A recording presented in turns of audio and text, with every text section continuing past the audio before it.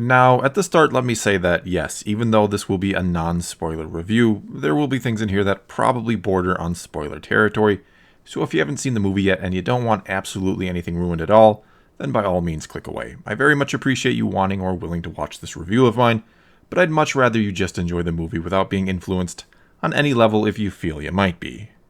And for those of you still here, let's start with these questions. Did I enjoy Avengers Endgame? Yes, I very much did. Did it give the first three phases of the MCU, the last 10 plus years now, a great or worthwhile payoff? Absolutely. Was this a flawless movie?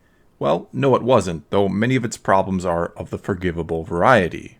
For example, the pacing of this movie is pretty bad. There are times it slows down to a crawl, and it's as if you're suddenly watching a television series that has all sorts of time to kill by giving you character interactions that don't necessarily do anything to progress the overall story, or even the characters per se, but they're still terrific moments for the characters.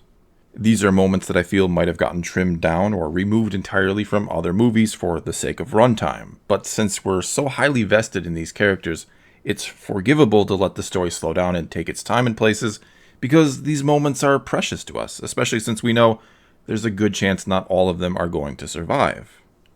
However, I can only imagine someone not overly familiar with these characters, meaning they've missed a lot if not most of the other MCU movies along the way, well, they might find that the movie drags quite a bit at a few different points. But as a huge fan, I personally appreciate that the movie trusts its audience to know what's going on. It fully embraces the fact that this, in a way, is part 21 of an ongoing story. It doesn't actually try to be its own self-contained movie, which you could argue is a flaw. Instead, it tries and accomplishes being the culmination of everything that's happened before it. That being said, and even having been fine with those slower portions of the movie, it still feels long to me. It still feels like a 3-hour movie.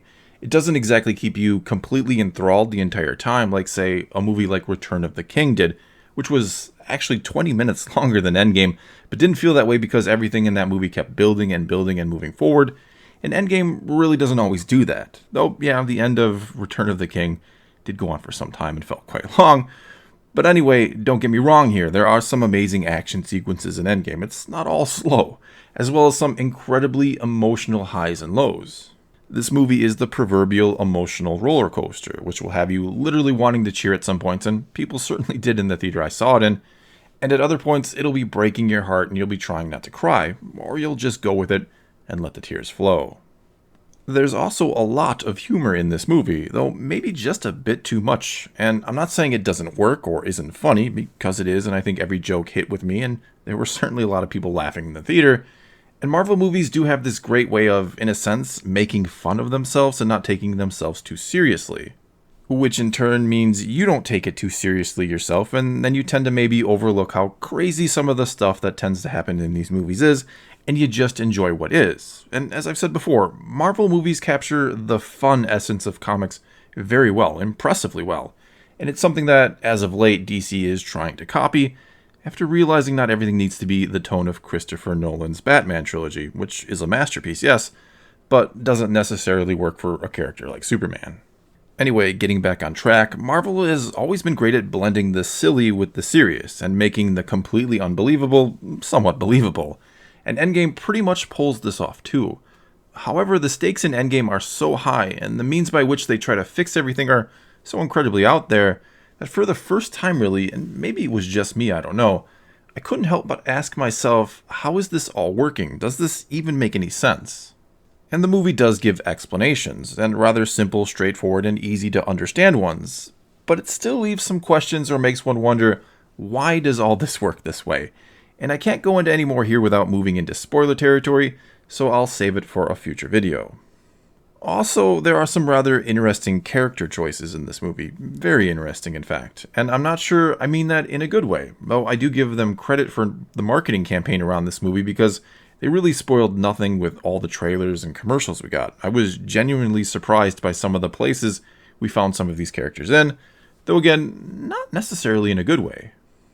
What was also impressive though is that pretty much every character arc, and there are plenty of them to cover, gets wrapped up or progressed in a truly meaningful or satisfying way. And I don't just mean the arc in the movie, because only a couple characters actually have any sort of arc in the movie itself, and the ones that did, well, it worked out very well, mind you. but I mean their overall story arcs throughout the MCU, and that's probably the most impressive part of this entire movie, that it does feel like a true ending to the MCU, but also a beginning of sorts, or a launching off point, you could say, for some of these other characters. In other words, in many ways, this was a fan service extravaganza of epic proportions. This was, in many respects, the movie I think we all wanted it to be, and it delivered in nearly every possible way. It's clear this movie was made for its fans, and that's the reason why Marvel is the king right now, and why this movie could end up being the biggest of all time. This was the end of the most impressive feat in the history of film, yet still leaves me, at least, ready for more.